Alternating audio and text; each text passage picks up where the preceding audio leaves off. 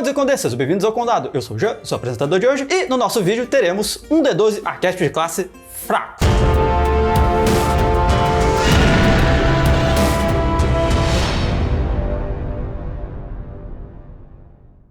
Então, pessoalzinho, só uma coisa que precisamos falar. Essa lista é um pouco diferente das outras, lembrando que não existe ordem de pior ou melhor aqui, ou de primeiro pro segundo, é só simplesmente os que a gente acha, certo? E é um D12. Se tu quiser determinar a ordem, tu pega um D12 e rola aí. Outra coisa que nós precisamos dizer aqui é que esses arquétipos, eles não são necessariamente ruins, exceto pelo menos os 4 elementos, mas eles são fracos quando comparado a outros arquétipos da mesma classe ou a outros arquétipos de outras classes que cumprem a mesma função, certo? Só pra avisar, você pode jogar com eles e eles vão te divertir de alguma forma, ou não. Varia do seu objetivo do que você quer com ele. E para também nós sermos justos aqui, nós pegamos um arquétipo de cada classe e excluindo o artista. O artista é uma classe nova, o game design dele é muito mais polido do que qualquer outra coisa que já foi feita, então ele não tem como comparar exatamente qual dos arquétipos dele é mais forte ou qual que é mais fraco. Vamos logo para a nossa lista, e nosso primeiro arquétipo vai ser um arquétipo de bardo. Dentre todos os bardos foi muito difícil de escolher isso aqui, porque os bardos são muito equilibrados, eles são um pau para toda obra, e todos os arquétipos de bardos são úteis dentro do contexto que eles são feitos. E a gente resolveu comparar entre eles o arquétipo que é mais fraco dentro da função que eles propõem a fazer, e para isso nós escolhemos o bardo da espada. O bardo da espada, ele é um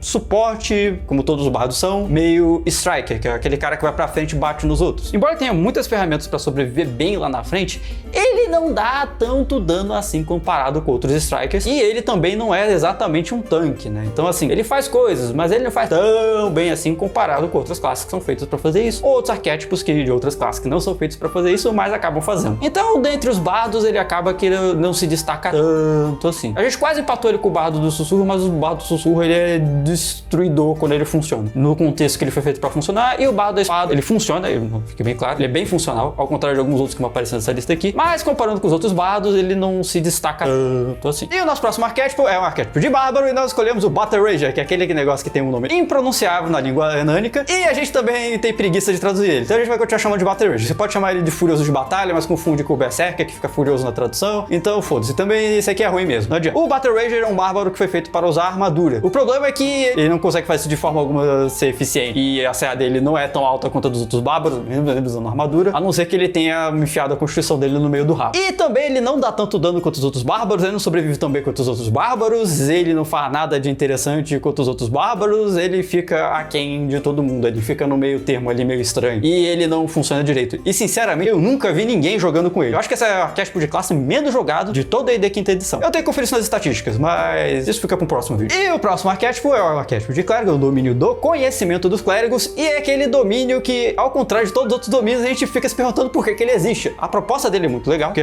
tem vários deuses que são ligados ao conhecimento, como Athena, Thor, o próprio Odin da mitologia nórdica. Só que é estranho esse domínio, porque ele tem um conjunto de magias que não é muito útil, e ele também tem um conjunto de habilidades dentro do canalizar a divindade e das outras habilidades de arquétipo dele, que não são exatamente lá muito usáveis, né? Então a gente teve muita dificuldade de achar um cenário que ele se encaixasse, mesmo num cenário social, ou num cenário de exploração, ou num cenário de porradaria desenfreada. Ele sempre fica, tipo, muito aquém dos outros domínios de clérigo, que pelo menos alguma coisa na lista de magia deles eles têm de boa, ou eles têm um canalizar divindade que é absolutamente roubado e destrói tudo. Eu tô falando de você, clérigo da sepultura. Também quase nunca vi ninguém jogando com esse troca. Se você quer acabar, a maioria do pessoal que quer jogar com alguma coisa dentro do gênero, acaba jogando com o clérigo do domínio da magia, que é muito melhor, ou com qualquer outra coisa. E o nosso próximo arquétipo é o arquétipo do druida do pastor, que ele saiu no Shanatar Guides to Everything.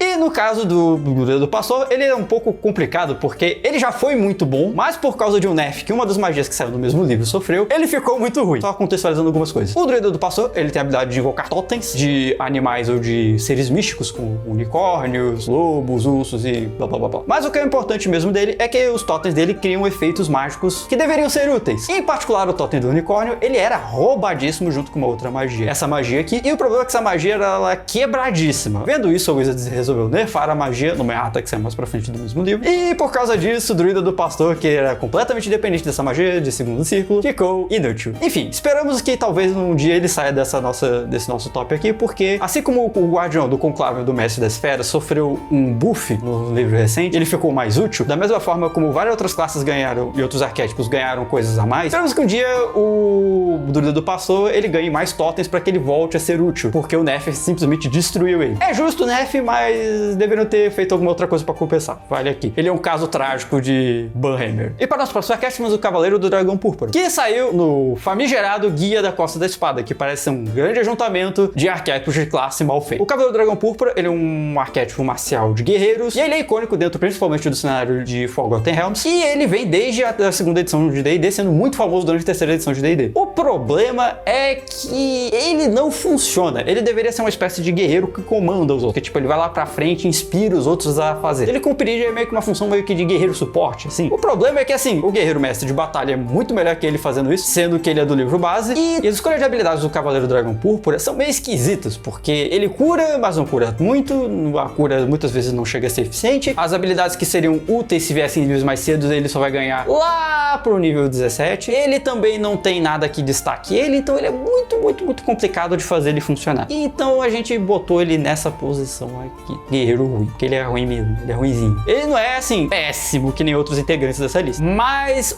e ele também não chega a ser tão ruim quanto o Blood Ranger, mas ele é bem ruinzinho, porque ele é um guerreiro, né? Guerreiro tem surto de ação, é roubado, mas é difícil jogar com ele. E o nosso próximo arquétipo é um caminho de monge, e ele é considerado disparado o pior arquétipo de classe dessa edição. E estamos falando do Monge dos Quatro Elementos. A ideia é você ser tipo o Avatar. O problema é que assim, eles quiseram fazer o Avatar do desenho e saiu o Avatar do filme. E o treco é muito ruim. O grande problema dele é que ele deveria fazer várias manobras de combate usando elementos. Algumas vezes ele usaria algumas magias. O grande problema dele é que ele simplesmente não funciona. Os custos de ki para ele fazer essas coisas é muito alto. E mesmo algumas habilidades dele até sendo interessantes, elas não compensam, porque você pode simplesmente chegar e dar um soco, que vai ser muito mais eficiente, vai dar muito mais dano, e você ainda pode potencialmente até atordoar o alvo. Comparando de você usar mãos flamejantes no nível 10, é complicado. E algumas outras habilidades de nível mais avançado dele também não são tão interessantes comparando com outros personagens de outras classes, outros arquétipos de monge, que fazem coisas muito melhores no mesmo nível. Então ele é muito fraquinho, e é basicamente como você jogar de monge, só que sem o arquétipo de monge, o que é complicado. Então, realmente, isso aqui, tipo, ele é o pior do pior do pior. A recomendação que esse canal dá, não jogue com Monge dos Quatro Elementos. Bom, e nosso próximo arquétipo de Paladino, o Juramento da Redenção, e esse, de longe, com certeza, o Paladino mais esquisito dessa edição. Os Paladinos, tradicionalmente, são guerreiros sagrados que metem a porrada nos outros, por N motivos. Mas esse cara aqui, ele faz o contrário, ele não bate nos outros. A gente entende que a função dele era pra ser algo, tipo, um Paladino suporte, Paladino meio tanque, mas o Paladino da Coroa já foi cumprir a função de tanque muito melhor que ele. E ele não é exatamente um bom suporte, porque as habilidades dele não combinam, não tem a sinergia muito boa com a classe. Ele também sofre do mesmo problema que o Cavaleiro do Dragão Púrpura. A ordem que ele ganha as habilidades de arquétipo dele é esquisita. Algumas coisas deveriam vir antes, mas acabam vindo muito depois, e por elas virem muito depois, elas não são úteis quando elas vêm, e as coisas que vêm antes, elas são muito fracas pra compensar você usar. Então, você é um paladino, de novo, muito parecido com o Monge dos Quatro Elementos, você é um paladino quase sem arquétipo, e você vai ficar quebrando seu juramento toda hora, porque a dinâmica da classe, ela dissoa muito com as habilidades e com a proposta do juramento. Veja bem, eu particularmente acho o Juramento da Redenção uma proposta muito interessante, mas ela é meio mal executada. Então, se você quiser jogar com ele porque vai ser divertido, você pode. Assim, a nível de diversão, ele funciona, mas mecanicamente ele é estranho. E agora temos o Conclave de Ranger, o pior Conclave de Ranger. Na verdade, ele não é tão ruim assim, porque até o ano passado a gente poderia dizer com toda tranquilidade que o pior Conclave de Ranger seria o Mestre das Feras, porque ele era muito zoado. Eu não vou ficar aqui me delongando. Por quê? Porque isso é passado. Então, como isso não vale mais, se você tiver, a não ser que você não esteja usando o Caldeirão de Taxa para todas as coisas, você vai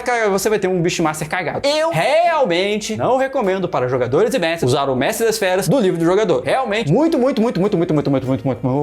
recomendável você usar o Mestre das Feras do Taxa, porque ele funciona, certo? Ele é um arquétipo maneiro. Como ele não é mais o pior arquétipo de Ranger, nós temos o outro, o que vem logo da Lanterna junto com ele. Ele não chega a ser exatamente ruim, porque ele ainda consegue ser divertido. O problema é que ele é meio disfuncional, porque ele é maneiro, mas ele é maneiro no nível de roleplay. Mecanicamente ele é meio esquisito também, que é o Conclave dos Matadores de Monstros. O Conclave do Matador de Monstros era pra ser tipo o Van Helsing. O problema é que ele acaba sendo aquela Vayne no bot que tá fidando, né? Então não funciona muito bem. Porque o problema dele é que, tipo, ele não dá dano igual aos outros ranges, ele não tem um conjunto de magias interessante igual aos outros ranges. De novo, a ordem de habilidades dele é meio esquisita, e ele tem um grande conjunto de habilidades que são muito situacionais. Se você, por exemplo, estiver jogando Curse of Strahd, sim, esse conclave ele vai ser muito útil. Agora, se você estiver jogando campanhas de uma forma geral, ele acaba sendo muito situacional, porque o problema dele é que grande parte das habilidades dele são situacionais. Então é meio difícil você ter um uso, assim, bom pra elas o tempo todo. Então você acaba tendo um conjunto de habilidades que não funciona sempre, o que é complicado. Comparando com outros arquétipos de ranger que tem habilidades que eles é pau pra toda a obra e vão sempre estar funcionando. Então ele não é, assim, dos melhores ranger, mas veja bem que dentro dessa lista aqui, ele também não é o pior, porque ele é o monge dos 4 elementos. E dentro dos arquétipos de ladino, nós temos o nosso ladino mais disfuncional, que curiosamente parece ser o mais roubado a priori. Quando todo mundo começa a jogar, todo mundo fala, pô, vou jogar de assassino. O arquétipo do assassino, ele é complicado porque a habilidade de assinatura dele, que é assassinar, ela tem condições muito específicas para poder ser utilizada e acaba que você tem uma habilidade a menos que os outros ladinos, porque ela é muito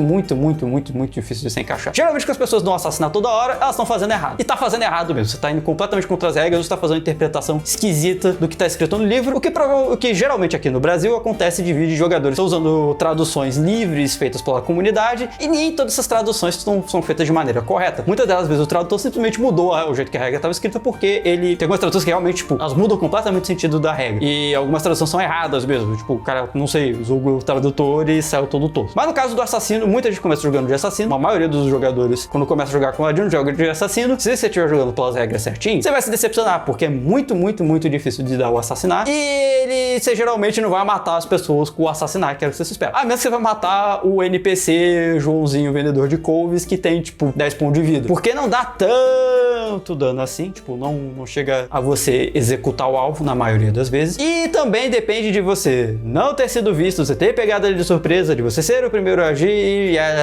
Abre aqui, se você tiver com dúvidas, você simplesmente vai lá e lê a porcaria do livro. Leia o livro. E ainda tem outro problema, que boa parte das outras conjuntos de habilidades dele são habilidades para infiltração social, o que é muito situacional de você ter cenários que você tem muita interação social e, de uma forma geral, ele acaba não sendo tão eficiente quanto a maioria dos outros ladinos. Porque, embora ele seja muito legal em termos de interpretativos, mecanicamente ele é meio esquisito, porque, por exemplo, o Master Magic, eu ainda não sei como é que vai ser a tradução exatamente dele, que seria o Mestre do Crime ou algo assim, ele tem um conjunto de habilidades sociais muito mais interessante, ele é tematicamente muito mais sinérgico dentro do que ele se propõe, e acaba que todos os outros ladinos acabam eclipsando ele, então ele não funciona tão bem assim. Embora a premissa inicial dele seja bem maneira, mas ele é complicado de usar. Então você sempre fica no negócio assim, tipo, é muito difícil dar o assassinar e não dá retorno mecanicamente para você cumprir as condições. E o próximo arquétipo é uma origem ou uma linhagem de feiticeiros, e nós temos o feiticeiro da tempestade, porque ele é muito estranho. Assim, fique claro que nenhuma linhagem de feiticeiro ela é particularmente pica da galáxia. Não é, assim, todas as linhagens de feiticeiros são mais ou menos, nenhuma delas é assim, destruidora, exceto talvez pelo feiticeiro do caos, porque ele causa uma quantidade de balbúrdia na mesa impressionante, tanto para um lado quanto para o outro, o que é muito engraçado, mas a maioria dos outros arquétipos são meio pombo, assim. E mesmo ele também, mesmo o arquétipo do caos não chega a ser roubado, ele só causa muita bagunça na mesa mesmo. Mas no caso, tipo, o feiticeiro da tempestade tem um problema que, comparando com os outros feiticeiros, ele tem o maior número de habilidades que a gente não sabe exatamente para que serve. Então, tipo,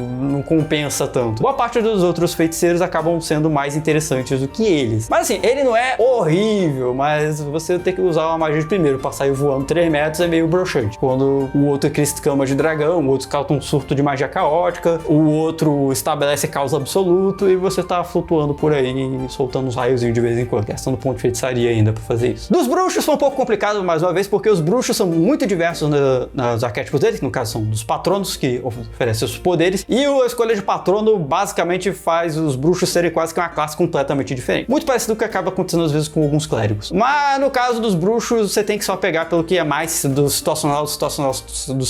E aí nós temos o bruxo do patrono Undying, ou Imorrível em português. O grande problema dele é que a gente não sabe exatamente onde é que ele se enfia dentro das funções. Ele é um conjurador, mas ele não é feito para dar dano, ele não é exatamente um suporte, ele também não é um tanque, e ele fica meio perdido dentro das funções que o grupo tem que exercer. Ele tá lá meio que por tá, assim. Se você tem uma campanha cheia de morto-vivo, ele vai ser maneiro, mas ele vai ser maneiro porque não consegue, a maioria dos morto-vivos pequenos não consegue bater nele. Se você estiver jogando com essa frustrada, vai ser interessante. Mas se você não tiver no contexto, você tem uma legião de mortos-vivos o tempo todo, ele é meio...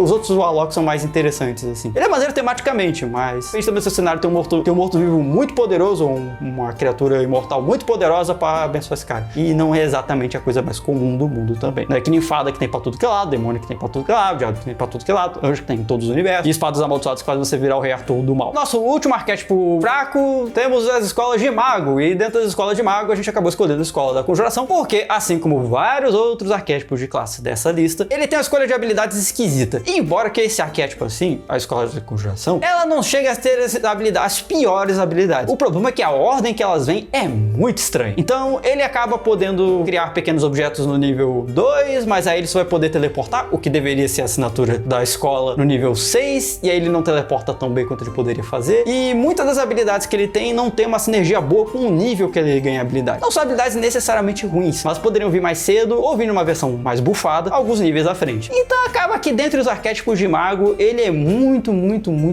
estranho, assim. Ele não é ruim, assim, de ser injogável, mas ele não é tão satisfatório. E mesmo dentro das situações em que ele deveria funcionar, ele não funciona tão bem. E essa foi a nossa lista dessa semana. Não se esquece de deixar o like no vídeo, se inscrever no canal, apertar o sininho, comenta aí embaixo o que vocês acharam do vídeo, ou você também pode comentar de qualquer jeito, porque eu quero saber a sua opinião, seja ela boa ou seja ela ruim. Mas eu quero que ela seja boa, porque opinião ruim você pode pegar e deixar pra semana que vem. E tchau, tchau.